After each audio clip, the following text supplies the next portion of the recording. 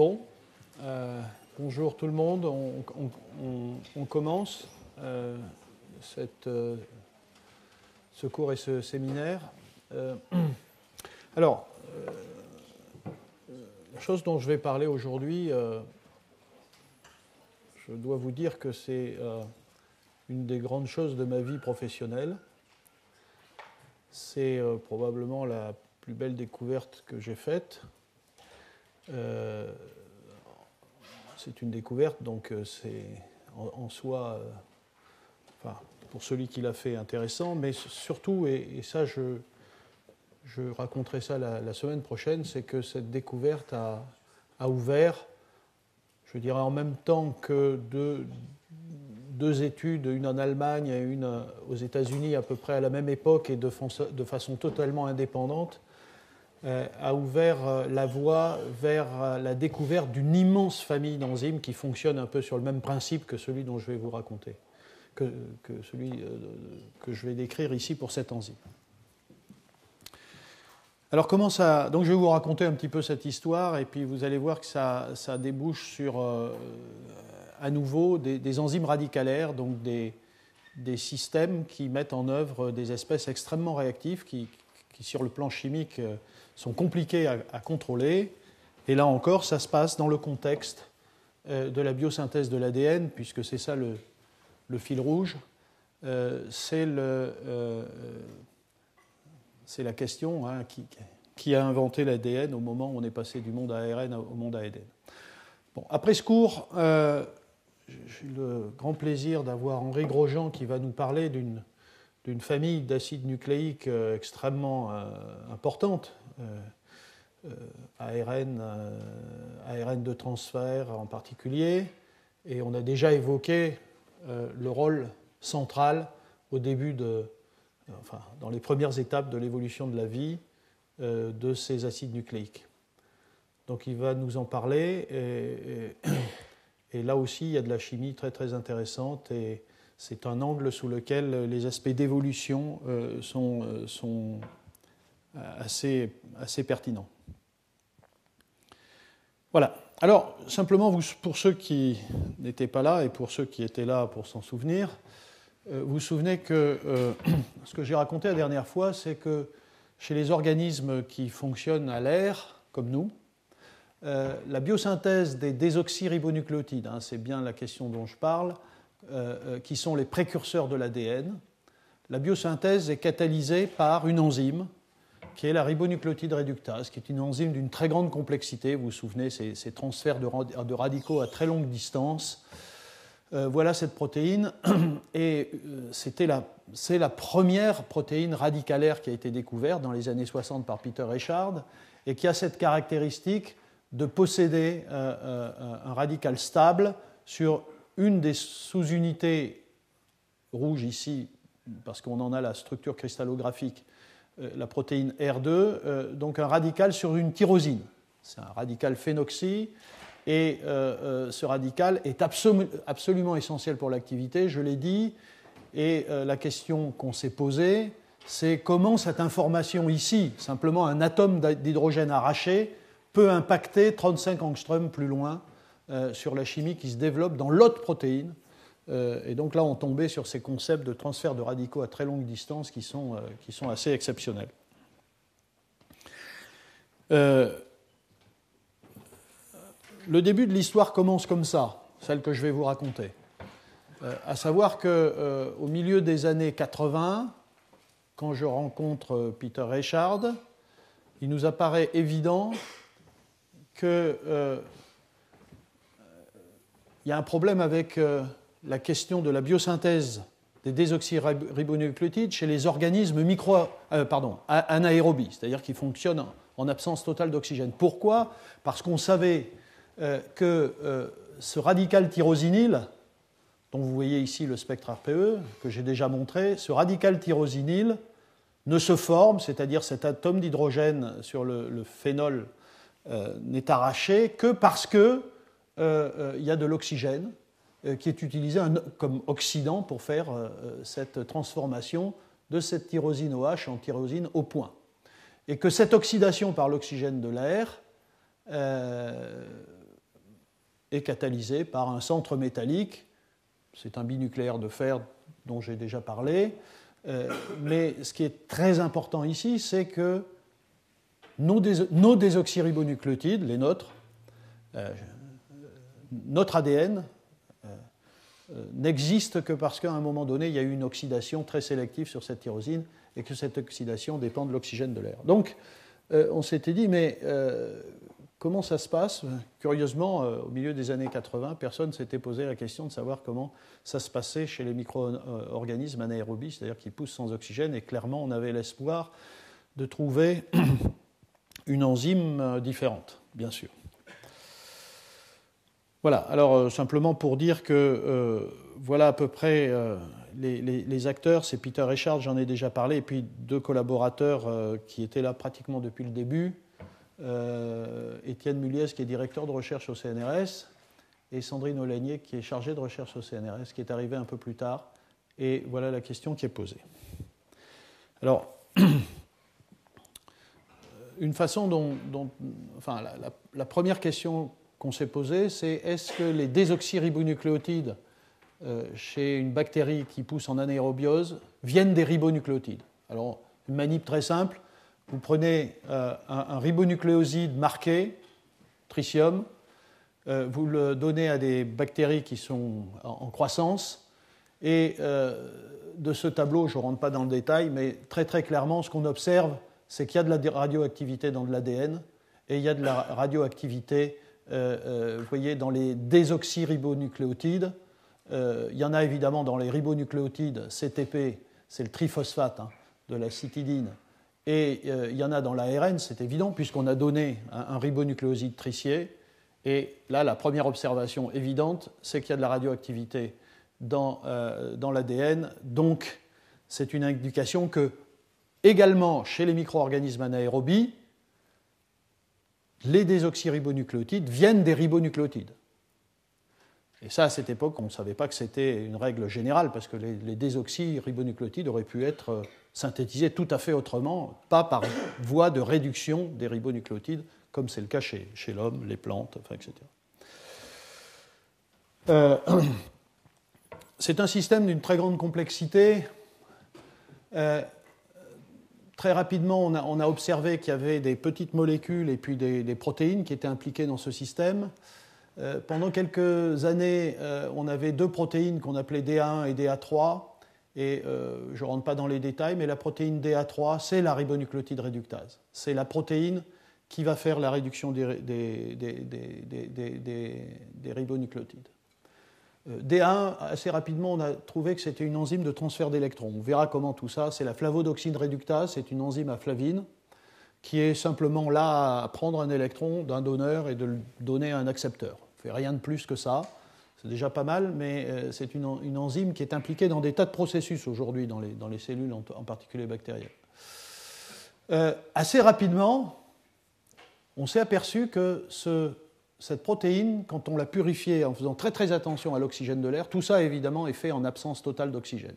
C'est une des difficultés d'ailleurs du travail. On a tout de suite vu que cette enzyme portait également un radical. Donc pas d'oxygène, mais il y a un radical. Et ce radical a un spectre totalement différent d'un radical tyrosinyle. C'était évident que ceci ne pouvait pas être interprété comme étant la présence d'un radical tyrosinyle. Donc c'est un autre radical. Et assez tôt, on a compris que s'il n'y avait pas ce radical, si c'était éteint ici, plat, il n'y avait pas d'activité enzymatique. Donc il fallait ce radical. Et on a compris aussi que dès qu'on mettait un epsilon d'oxygène sur cette protéine, ce radical disparaissait et l'enzyme était inactive. On a observé aussi qu'il fallait des petits poids moléculaires. Je ne rentre pas dans le détail de comment. On a d'abord eu une fraction ici qui s'appelle LM100 parce qu'on faisait bouillir des extraits à 100 degrés pendant un certain temps. Et puis, dans ce qui restait du surnageant, il y avait quand même un élément qui était absolument nécessaire à l'activité. J'y reviendrai. Et puis, assez tôt, on a trouvé que cette molécule, la S-adénosylméthionine, était absolument nécessaire à l'activité.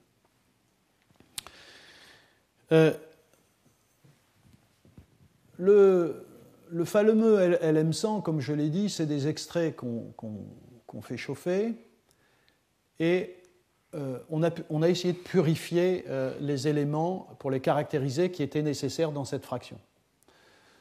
Ici, c'est assez amusant parce que, enfin amusant pour ceux qui travaillaient à l'époque dessus, ce n'était pas si amusant que ça, parce qu'en réalité, on a purifié du potassium d'un jus cellulaire bactérien. Donc vous imaginez ce que c'est que de purifier du potassium dans un truc aussi complexe qu'un jus bactérien, mais c'est exactement comme ça qu'on a fait pour identifier qu'il fallait du potassium.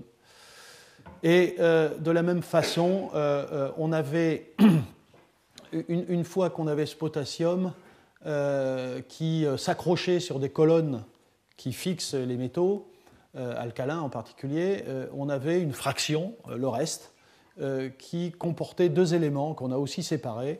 Et là aussi, on a purifié du formiate de ce mélange bactérien absolument infâme, et pu montrer, je ne raconte pas l'anecdote, comment on a fini par identifier le formiate. Et donc le formiate est absolument nécessaire. Et on a mis très longtemps là pour comprendre, parce qu'on pensait qu'il n'y avait que des petits poids moléculaires dans ces extraits qu'on faisait bouillir très longtemps. Et en réalité, la dernière fraction, c'était une protéine. La flavodoxine est une protéine à flavine qui est d'une extrême résistance à la chaleur. On a mis très longtemps avant d'accepter l'idée que ce truc qu'on faisait bouillir si longtemps contenait encore une protéine qui était active. Voilà. Alors le formiate, tout de suite, voilà. Finalement, la ribonucléotide réductase anaérobie est une enzyme qui fait cette réduction relativement simple sur le plan du bilan. Contrairement à la classe 1 dont j'ai parlé la semaine dernière, ce n'est pas des dithiols qui font la réduction, c'est le formiate. Le formiate réduit les ribonucléotides en désoxyribonucléotides et en fournissant du CO2. Donc voilà la fonction du formiate, c'est le donneur d'atomes d'hydrogène ici, le réducteur. Alors je vous ai parlé de cette fraction DA3. Il a fallu attendre presque, on aurait pu trouver ça plus tôt, mais 5 ans avant de constater qu'en réalité, ce qu'on purifiait, c'était notre fameux DA3, en fait, n'était pas une seule protéine, mais était deux protéines. Le problème, je vous montre ça ici parce que c'est un gel historique, quand pour la première fois, on a fait des gels qui séparaient donc les protéines, mais dans lesquels on faisait attention de ne pas migrer trop les protéines. Ce qui fait qu'on s'est aperçu de façon permanente qu'il y avait une petite protéine qui était toujours là et qui en fait est un des éléments essentiels. Donc DA3 est en réalité une protéine, celle-là c'est la ribonucléotide réductase, c'est là où se fixe le ribonucléotide et où se fait la réduction par le formiate, et ça c'est autre chose, et je vais en parler tout de suite. Donc en même temps, on s'est aperçu que chez Escherichia coli, sur lequel on travaillait, il y avait un opéron. NRDD, c'est la ribonucléotide réductase, c'est la grosse protéine, la plus lourde. Et en aval, il y a un autre gène, NRDG, et qui avait la taille qui pouvait correspondre, qui pouvait correspondre à la taille de cette protéine. Donc on s'est dit, voilà, notre gel, ce sont deux protéines, l'une qui est codée par NRDD et une qui est codée par NRDG. Et en effet, si on exprime ce plasmide chez Escherichia coli, on a en effet de l'activité. Par contre, si on ne prend que NRDD, on n'a pratiquement pas d'activité. Donc tout ceci allait dans le sens où la protéine, la ribonucléotide réductase, je l'ai mis ici, NRDD, est active en présence d'un contaminant qu'on a appelé l'activase parce qu'elle permettait de rendre actif le système.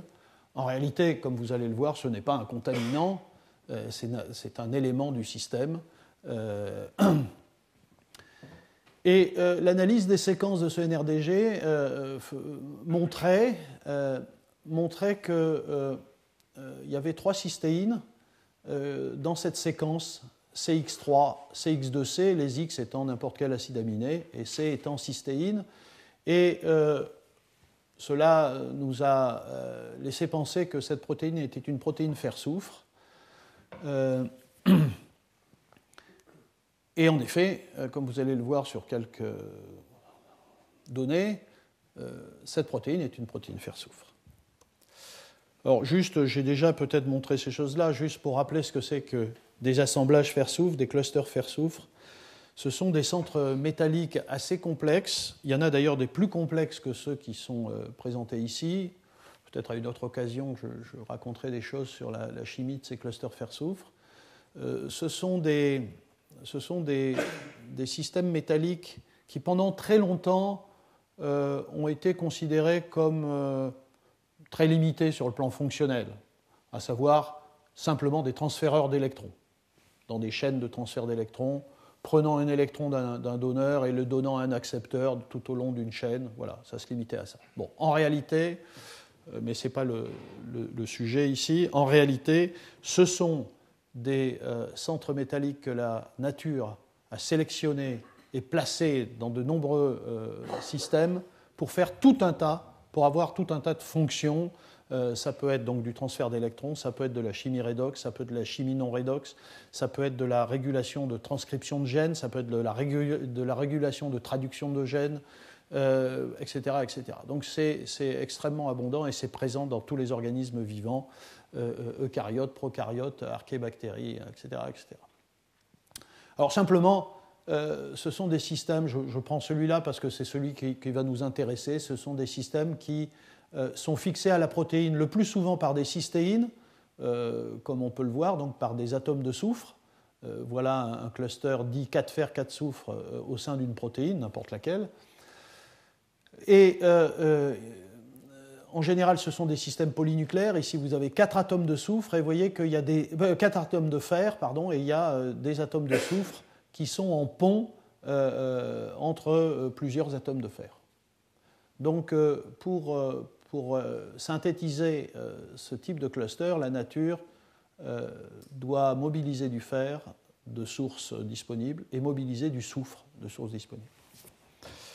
Voilà, c'est ça les clusters fer-soufre. Et en effet, là aussi, je ne rentre pas dans les détails parce que c'est assez... enfin, il y a tout un tas de spectroscopies un peu compliquées qui permettent d'identifier la nature du cluster et ses propriétés redox, enfin, ses états redox.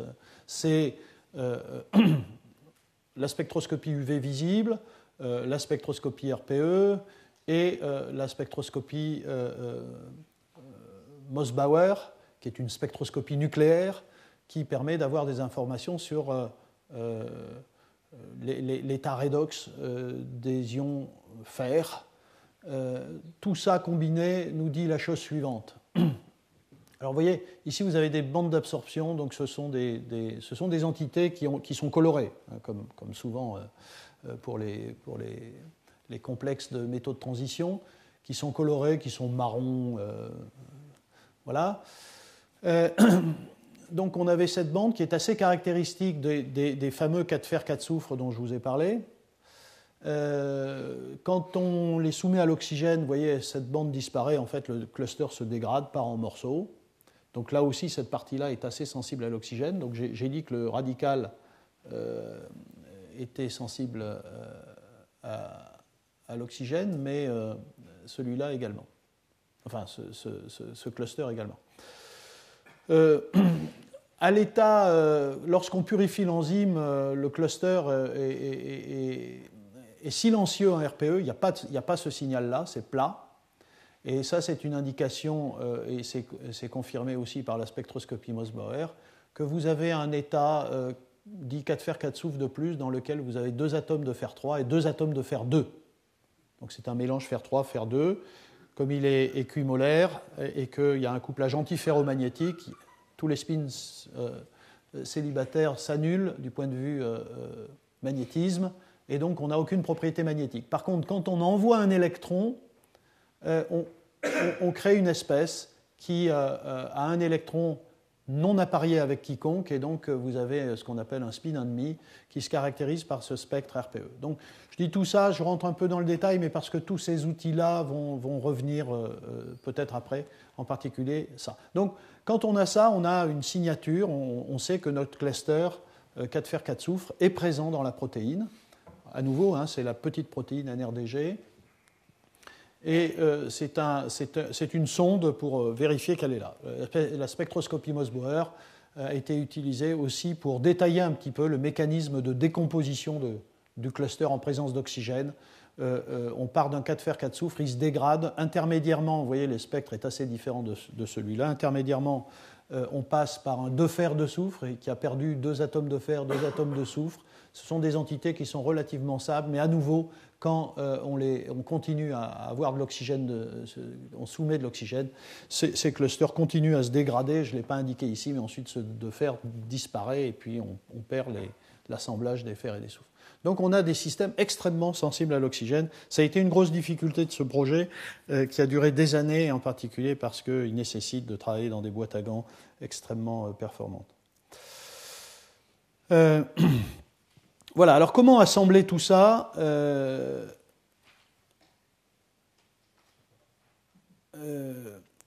oui, peut-être je vais quand même voilà, dire que ce radical, je ne raconte pas toute l'histoire, mais on a pu, disons, au milieu des années 90, identifier de quel radical il s'agissait. On y reviendra. C'est un radical qui est localisé non plus sur une chaîne latérale d'un acide aminé, mais sur la chaîne primaire. C'est une glycine. C'est aussi un acide aminé qui a été radicalisé. C'est une glycine qui a perdu un atome d'hydrogène. Et là, je fais la même remarque que je fais chaque fois pour les ribonucléotides réductases. C'est assez, et peut-être je le redirai, c'est assez fascinant que la synthèse de l'ADN, en tout cas chez ces organismes-là, qui vivent sans oxygène, la synthèse de l'ADN dépend qu'un seul atome d'hydrogène ait été arraché sur une glycine d'une protéine composant le système ribonucléotide réductase. Donc ça tient à peu de choses. Et c'est tellement important qu'il y a un système complexe pour former ce radical. Alors, essayons de mettre les choses ensemble. Donc, la protéine bêta qui est NRDG, qui contient le cluster 4 fer 4 soufre, on a pu, par tout un tas de méthodes, démontrer que ce cluster servait à fixer la S-adénosylméthionine qui est cette molécule. J'aurais dû dire, mais je le fais maintenant, que cette molécule elle est très connue des biologistes. Elle est très connue des biologistes parce que c'est la molécule, c'est l'agent méthylant biologique par excellence. Ce groupement méthyle ici, vous voyez, c'est un sulfonium avec ce soufre chargé plus, trivalent. C'est un méthyle qui est extrêmement électrophile.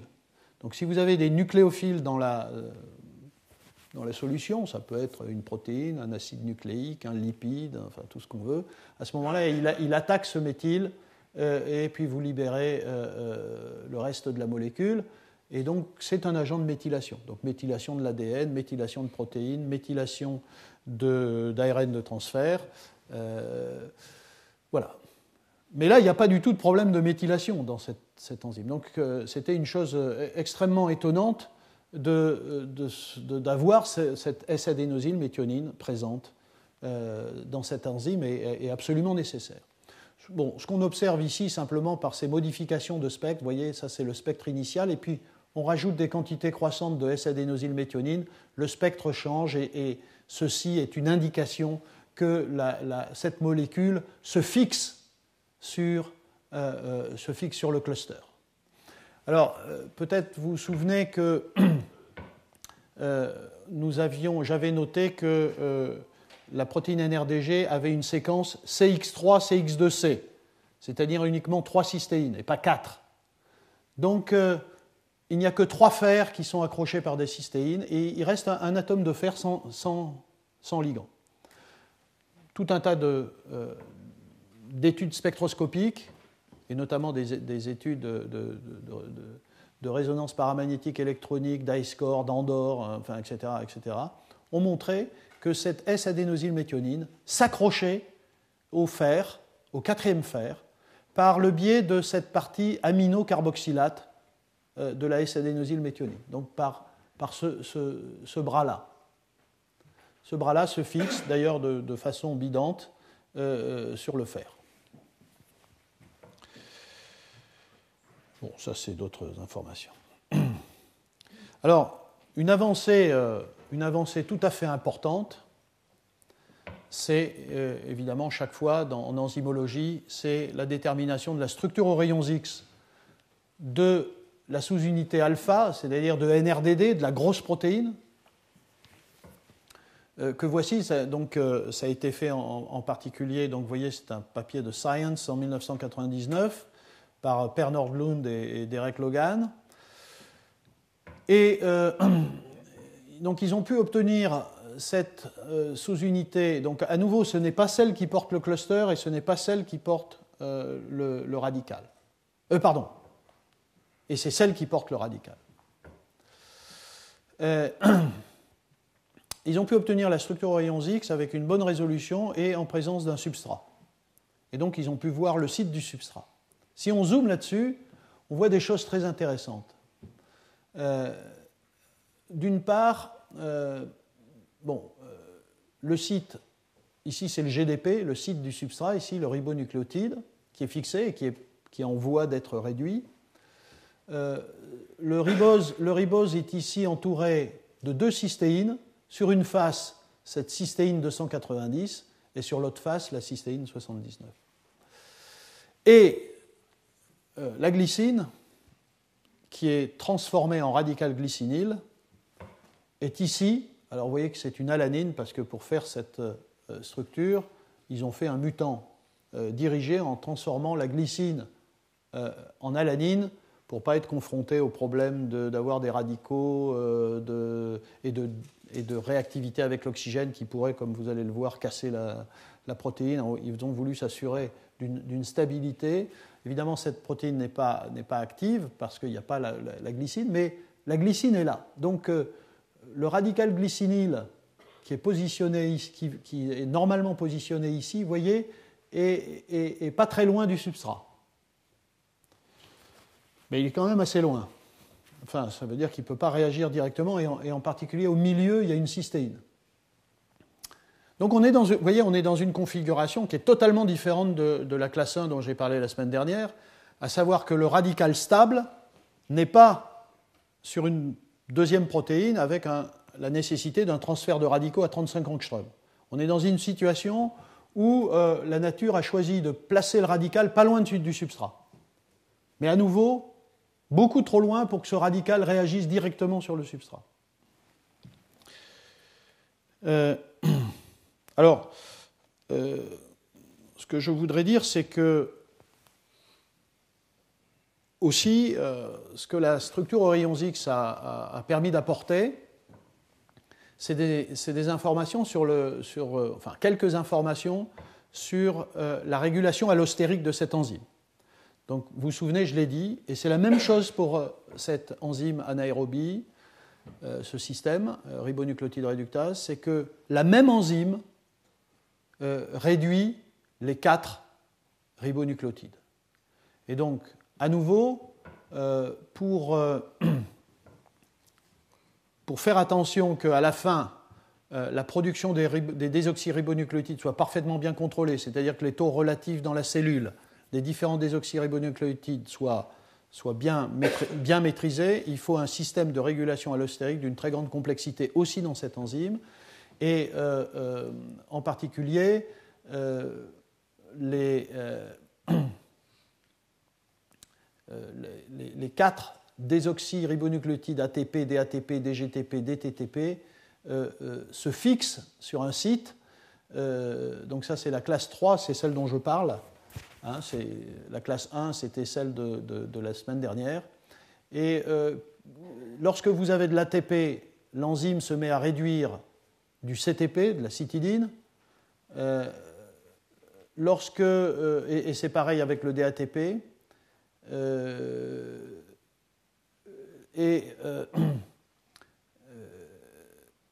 Ensuite, le DGTP conduit à la réduction de l'ATP et le DTTP à la réduction du GTP. Donc il y a une régulation extrêmement fine. Alors, il s'avère que assez récemment, j'ai pas mis ici, j'ai oublié de mettre la référence, mais c'est assez récent. Donc les cristallographes ont pu obtenir des structures aux rayons X avec les effecteurs allostériques, hein, c'est-à-dire les désoxyribonucléotides, enfin soit l'ATP, soit les désoxyribonucléotides qui sont les produits de la réaction et qui ont effet de feedback, de régulation feedback, donc ils ont pu identifier le site où se fixaient ces régulateurs allostériques. Je parle de cette régulation allostérique pas tant parce que on sait beaucoup de choses, on sait très peu de choses, c'est très compliqué, mais parce que ça va être un élément plus tard pour moi pour discuter des aspects d'évolution entre les différentes ribonucléotides réductases, parce que cet aspect de régulation allostérique va jouer un rôle important dans notre réflexion. Là, ce qui est étonnant, si vous voulez, c'est que la fixation d'une petite molécule ici a un impact sur le choix que l'enzyme fait 25 angstroms plus loin. Donc, de subtiles modifications conformationnelles se traduisent en des réactivités extrêmement différentes de l'enzyme. Là aussi, l'idée, c'est qu'entre les deux, il y a une boucle. Les auteurs de ces travaux ont pu obtenir des combinaisons diverses. Ici, c'est un effecteur allostérique qui est le DTTP. Ici, c'est un effecteur allostérique qui est le DATP. Et comme vous pouvez le voir, la forme des boucles est différente. Et l'idée, c'est que ce sont ces petites modifications de boucles qui permettent, à longue distance, de dire à l'enzyme « maintenant, tu réduis ce ribonucléotide et tu ne réduis pas l'autre », et ainsi de suite. Voilà. Donc voilà peut-être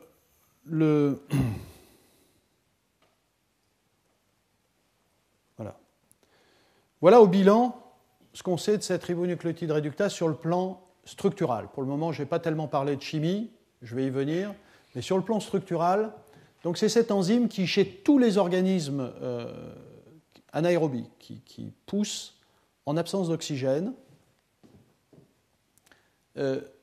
catalyse donc la réduction des ribonucléotides par le formiate en désoxyribonucléotides, fournissant ainsi CO2. Cette enzyme est composée de deux partenaires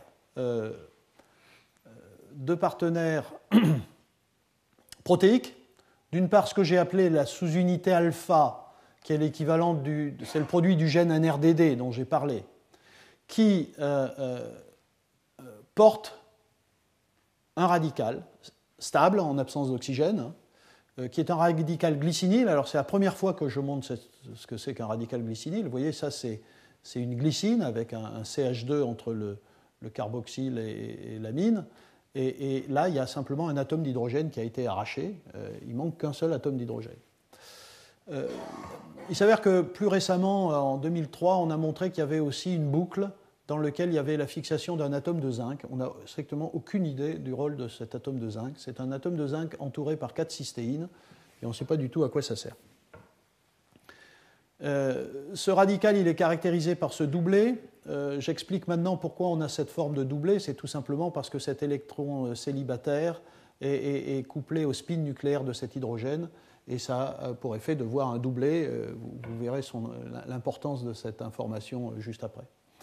Et la structure aux rayons X que j'ai schématisée ici montre que ce radical, qui dans la structure est une alanine à nouveau, je vous rappelle, mais en réalité c'est une glycine, ce radical est très proche de cette cystéine, et vous avez le substrat, et puis une deuxième cystéine, et ce radical est trop loin du ribonucléotide pour faire quelque chose.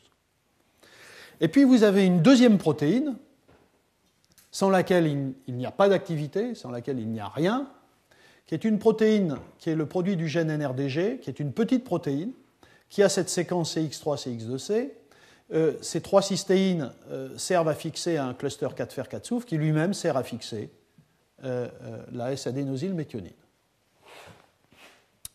Bon, ça c'est tout simplement pour dire que c'est un système qui est d'une très très grande sensibilité à l'air. Dès que vous soumettez cette enzyme sous sa forme active à l'air, qu'est-ce que vous avez ? Vous avez le radical ici qui réagit très efficacement avec l'oxygène. Ça fait des radicaux peroxydes, des peroxydes, et ça conduit à la coupure de l'enzyme à ce niveau-là. Donc l'enzyme se casse. Et d'autre part, vous avez dans l'autre protéine des clusters fer-soufre qui sont très sensibles à l'oxygène et qui se dégradent. On reviendra là-dessus parce que, évidemment, si cette protéine a été présente très tôt au début de la vie, à nouveau dans une vie assez élaborée encore, parce que vous voyez que c'est des systèmes très complexes, eh bien, tous les organismes qui avaient cette enzyme pour faire leur ADN et pour se multiplier, les micro-organismes qui n'ont pas été capables, lorsque l'oxygène est arrivé de façon abondante à la surface de la Terre, ont disparu de la surface de la Terre parce qu'ils étaient incapables, en présence d'oxygène, de faire de l'ADN. Voilà. Alors, comment ça fonctionne ? À quoi sert le radical, finalement ? Eh bien, le radical va servir à la chose suivante. Il va servir à créer un radical plus proche du ribonucléotide. Et vous vous souvenez que dans le cas de la ribonucléotide réductase de classe 1, le radical tyrosinyl, qui était à 35 angstroms, faisait passer son radical jusqu'à une cystéine qui était proche du substrat. Eh bien là, c'est exactement la même chose. Ce qui est proche du substrat, c'est une cystéine. Et celle-là, elle est à la bonne distance pour réagir avec le substrat. Ce qui n'est pas le cas du radical glycinyl. Donc l'idée, c'est que ce radical glycinyl, il sert à former un radical sur la cystéine. Il arrache un atome d'hydrogène sur la cystéine pour créer un radical cystéinyl. Ensuite, ce radical cystéinyl va arracher l'atome d'hydrogène du substrat, exactement comme dans la classe 1 que j'ai décrite la semaine dernière. Et ensuite, le formiate intervient pour faire une réduction à 2 électrons, et le H ici, qui a été arraché, revient sur ce carbone. Ce sont des choses qu'on a démontrées. Je vous le résume. Donc, le point rouge ici, qui représente le radical, fait des radicaux intermédiaires sur le substrat, et puis quand tout est terminé, ça revient, et ça peut recommencer avec un deuxième substrat, et ainsi de suite. Donc, le radical est ici d'une certaine façon protégé, mais dès qu'il y a un substrat, évidemment, il faut que ça se passe que quand il y a un substrat, sinon ce radical passerait ailleurs, et c'est ce qui se passe. Il n'y a que quand il y a le substrat que ce radical passe sur la cystéine et la chimie se produit. Encore une fois, vous voyez que la nature, mais ça je l'ai évoqué dans mon premier cours, la nature choisit de faire une oxydation à 1 électron suivie d'une réduction à 3 électrons pour faire globalement une réduction à 2 électrons. Mais ça, c'est encore à nouveau parce que ce substrat est tout à fait particulier et qu'on ne peut pas faire de la réduction à 2 électrons facilement, et il faut faire de la chimie radicalaire. Voilà, bon, je ne suis pas sûr de devoir entrer dans cette chose-là.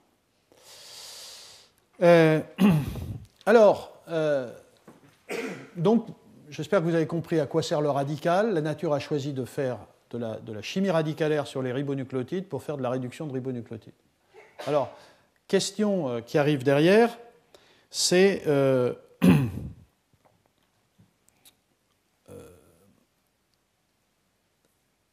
quand la cellule produit la ribonucléotide réductase, donc le produit du gène NRDD, enfin, c'est une glycine. La protéine qui est synthétisée d'abord n'a pas de radical. Donc, il y a une étape qui doit intervenir après où cette glycine est sélectivement transformée en radical tyrosinyle.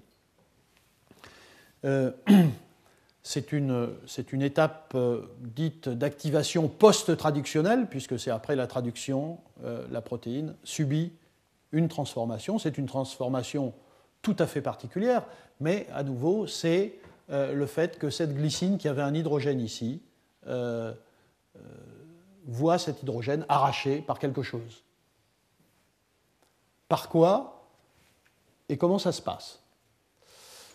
Donc, il est assez évident de penser que c'est justement la deuxième protéine, qu'on appelle l'activase, produit du gène NRDG, qui contient à nouveau ce cluster et cette S-adénosylméthionine, qui est responsable de la formation du radical. C'est à la fois évident de penser cela, puisqu'on a besoin des deux systèmes, et en même temps, à nouveau, on est confronté au problème qu'on va créer des radicaux sur cette protéine, et il va falloir aller ensuite, comme radical primaire, il va falloir ensuite aller créer ce radical glycinyle sur une autre protéine avec des transferts de radicaux. Donc c'est quand même assez compliqué. On pourrait imaginer des choses plus simples où on prend une seule protéine, il faut créer un radical ici, et puis on crée le mécanisme de formation de ce radical à côté. Bon, à nouveau, ce n'est pas ce que la nature a choisi. Elle a choisi d'initier la réaction sur une autre protéine. Et ceci est assez délicat parce que, si je reviens en arrière, la fameuse glycine qui doit être radicalisée, elle est au sein d'un site actif qui est très protégé, très enfoui au sein de la protéine. Et donc, comment ça se passe? Voilà. Voilà quelques résultats qui décortiquent cette chimie. Lorsque vous prenez la protéine bêta, dans l'état réduit du cluster, c'est pour ça que vous avez un spectre RPE. Je vous rappelle que quand il n'est pas réduit, ce cluster, c'est plat. Et d'ailleurs, toute la chimie dont je vais vous parler maintenant ne fonctionne que si le cluster est réduit. Il faut qu'il ait acquis un électron. S'il est à l'état oxydé 2+, donc silencieux en RPE, il ne se passe strictement rien, il n'y a pas de formation de radical. Donc il faut, premièrement, un électron qui s'accumule sur le cluster 4 fer 4 soufre. Vous vous souvenez que quand je rajoutais de la SAM sur ce signal, il y avait une modification qui m'indiquait qu'il y avait un complexe. Là, ce n'est pas ça que je vois parce que je rajoute de la SAM, mais je rajoute aussi la protéine alpha, donc la deuxième grosse protéine, qui contient une tyrosine, c'est-à-dire pas radicalisée, mais qui contient une tyrosine dans le site actif. Et en quelques minutes, ce spectre disparaît et je vois apparaître un radical glycinyle. Et vous voyez que ceci nous indique qu'on a un électron localisé, enfin, on a un radical d'une certaine façon localisé sur la protéine bêta qui a été transféré instantanément sur l'autre protéine sous la forme d'un radical glycinyle, simplement après avoir additionné de la S-adénosylméthionine et évidemment additionné l'électron nécessaire. C'est assez étonnant et en même temps c'est assez simple, il n'y a pas besoin de 36 trucs, deux protéines, un cluster 4 fer 4 soufre et de la S-adénosylméthionine et un électron. Alors, ce qu'on a observé aussi, c'est qu'au cours de cette réaction, à peu près dans des cinétiques équivalentes, eh bien, la S-adénosylméthionine subissait une transformation, c'est-à-dire non seulement, alors on forme à peu près un radical, un équivalent de radical glycinyle par consommation d'un spin du cluster, mais ce qu'on observe, c'est qu'il y a à peu près, de façon stoichiométrique, la formation de la méthionine, qui est cette partie-là, et la formation du 5'-déoxyadénosine, qui est cette partie-là. Et donc, on a pu conclure qu'au cours de cette transformation, on avait une cassure de cette liaison soufre-carbone de la S-adénosylméthionine. Voilà. Alors tout ça se résume dans ce chemin électronique et radicalaire que je vais décrire maintenant. Et ça me ramène à une information que je n'ai pas du tout discutée, à savoir le rôle de la flavodoxine réductase et de la flavodoxine, que j'avais cité comme élément important. En fait, vous l'avez bien vu, il faut un électron. Eh bien, cet électron, il est fourni par ce système-là. NADPH, qui est un donneur d'électrons, flavodoxine réductase, qui est un système comportant un groupement FAD, qui est une flavine. Donc un électron sous forme d'hydrure d'ailleurs, transféré ici, puis transféré à une deuxième protéine de transfert d'électrons, qui est une flavodoxine, vous vous souvenez que c'est une protéine qu'on avait purifiée dans le système, qui là comporte aussi une flavine, mais c'est une FMN. Et ensuite, les électrons passent sur le cluster, et ceci est une structure aux rayons X virtuelle de la sous-unité bêta, de l'activase. Nous n'avons pas obtenu de structure aux rayons X de cette protéine. Donc c'est un modèle sur la base de structures aux rayons X obtenues sur d'autres membres de la famille de ces enzymes-là dont je parlerai la prochaine fois. Donc le cluster est réduit sur l'activase.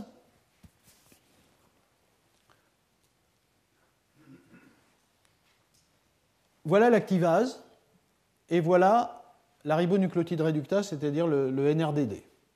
Je les ai mis face à face parce que, encore une fois, vous voyez que l'électron est localisé ici et le radical à créer, il est sur cette boucle. Voilà la boucle sur laquelle on va créer le radical. Donc le 4 fer 4 soufre fixe la S-adénosylméthionine, à nouveau par sa partie aminocarboxylate, vous voyez ici. Donc j'ai décrit la première étape de réduction du cluster, je parle de celle-là. Donc il se forme un complexe entre le cluster et la S-adénosylméthionine. Et l'hypothèse, c'est que cet assemblage-là permet un transfert de l'électron du cluster sur la petite molécule organique. Ce faisant, vous créez un intermédiaire de type radical sulfuranyle S- au lieu de S+, et ça c'est très instable, et vous avez une cassure homolytique de la liaison soufre-carbone qui a comme effet de donner la méthionine, d'une part, et d'autre part, le radical 5'-déoxyadénosyle, c'est-à-dire avec le radical localisé sur ce carbone, il n'y a plus de liaison ici. Voilà, c'est ce radical-là qui s'est formé dans cette protéine. Ce radical, c'est un des radicaux les plus énergétiques qui puissent exister. L'énergie de la liaison carbone-hydrogène de ce groupement méthyle, c'est de l'ordre de 100 kcal par mol. Ça veut dire que cette entité-là, elle n'a qu'une envie, c'est d'arracher un atome d'hydrogène quelque part. Et Dieu sait s'il y en a là-dedans. Et curieusement, elle n'en arrache strictement aucun autour. Ce qui est le plus fascinant, c'est que visiblement, ce radical, il va réagir avec cette glycine qui est là. Et la réalité, c'est que c'est effectivement ça. On a pu le démontrer, je vous montre cette expérience. On s'est dit, est-ce que vraiment ce radical va directement, sort de la première protéine et va taper sur la seconde? Ce qui paraît assez curieux parce que, à nouveau, il y a de la distance, il faut faire un complexe entre les deux, et puis la glycine qui est à l'intérieur est très protégée. Bon, on a fait l'expérience suivante, c'est-à-dire qu'on a marqué à la glycine deutérée, c'est-à-dire du deutérium au lieu d'avoir de l'hydrogène, la protéine alpha. On voit bien qu'elle a été bien deutérée, puisque le radical glycinyle n'est plus un doublé, mais un singulé.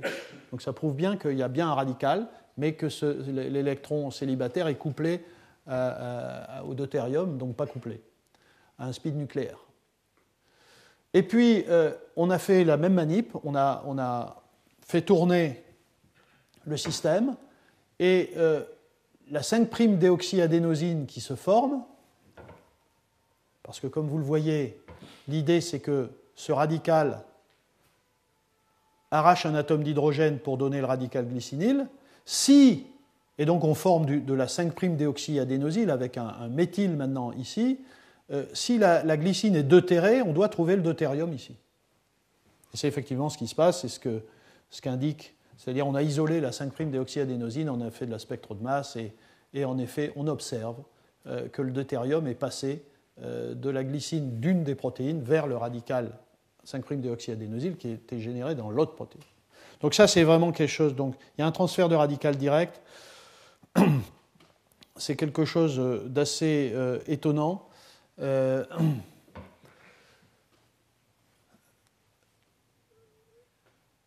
Malheureusement, à nouveau, c'est assez étonnant parce que cette entité-là est d'une très très grande réactivité, va chercher spécifiquement cet atome d'hydrogène-là, entre les deux, pas d'accident, il n'y a pas de...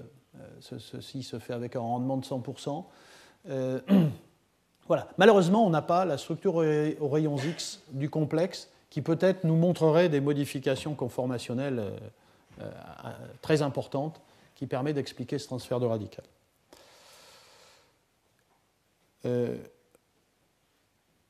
Voilà. La dernière chose dont je veux parler, qui est assez étonnante, mais qu'on n'a pas encore beaucoup explorée, c'est que on s'est posé la question si la sous-unité bêta, donc l'activase, était fixée de façon très forte à son partenaire alpha, ou bien si la protéine bêta, activase, pouvait jouer un rôle catalytique, c'est-à-dire créer un radical sur une protéine alpha, sortir, aller créer un radical sur une autre protéine, et ainsi de suite. C'est-à-dire une seule protéine d'activase serait capable d'activer un grand nombre de protéines substrats qui est la ribonucléotide réductase. Et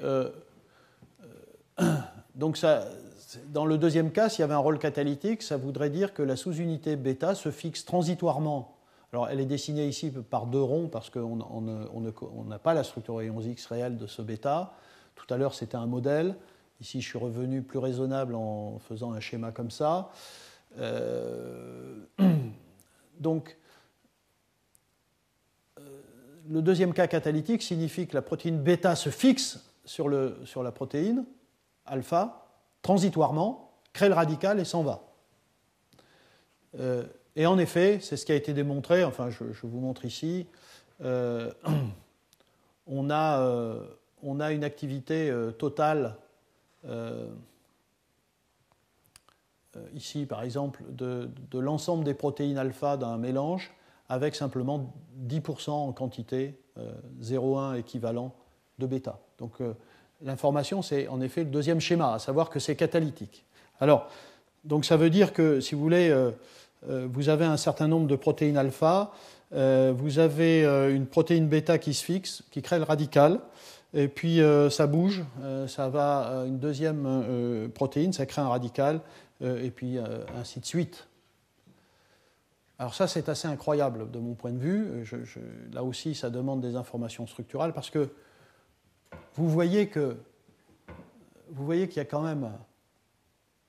Si on est dans une situation où la protéine bêta se fixe à la protéine alpha de façon extrêmement forte, quand il n'y a pas le radical sur alpha, vous pouvez isoler un complexe entre les deux.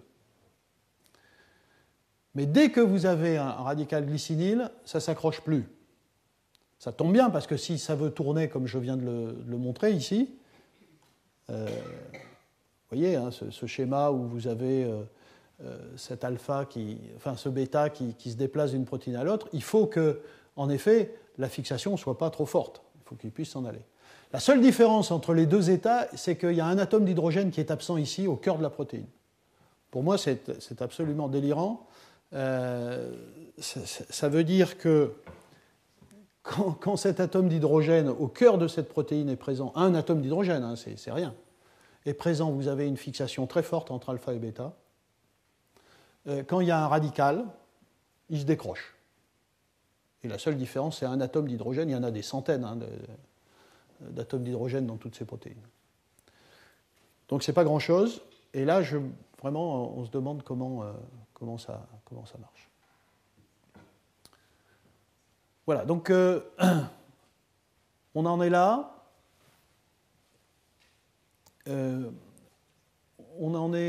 Voilà l'état des connaissances sur ce système.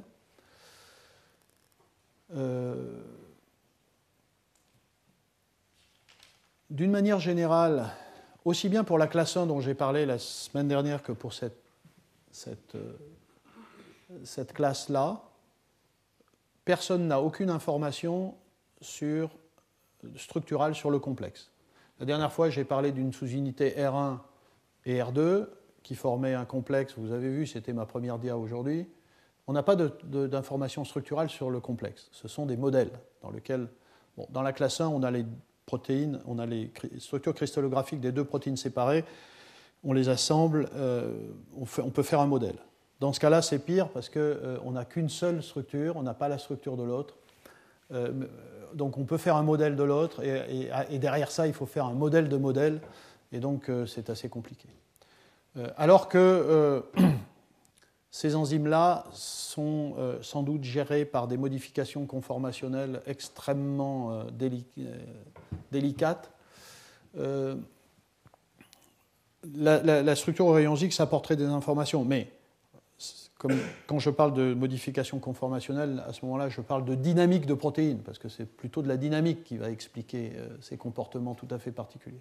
C'est peut-être pas la structure, c'est peut-être pas la cristallographie qui va apporter des réponses, mais néanmoins, c'est une façon déjà intéressante d'avoir des informations sur la chimie complexe. Donc, conclusion. Après avoir vu la ribonucléotide réductase des organismes aérobies, qui met en œuvre de la chimie radicalaire avec des radicaux protéiques tyrosinyles, la nature a choisi de faire des ribonucléotides réductases et la biosynthèse des désoxyribonucléotides, donc la biosynthèse de l'ADN, en absence d'oxygène, avec un système totalement différent du point de vue chimique. Il n'y a plus de binucléaire de fer comme tout à l'heure, mais c'est un cluster 4 fer 4 soufre. Ce n'est pas un radical tyrosinyl, c'est un radical glycinyl. Et l'agent oxydant, parce que quand vous créez un radical, il faut un oxydant. Et l'agent oxydant n'est pas l'oxygène moléculaire, comme chez nous. Ici, c'est la S-adénosylméthionine. Là, on va la revoir, cette molécule, voilà. C'est finalement transformer une glycine en radical glycinyl. Glycine en radical glycinyl, il faut un oxydant, et cet oxydant, en fait, c'est la S-adénosylméthionine. Donc, vous voyez des systèmes très, très différents.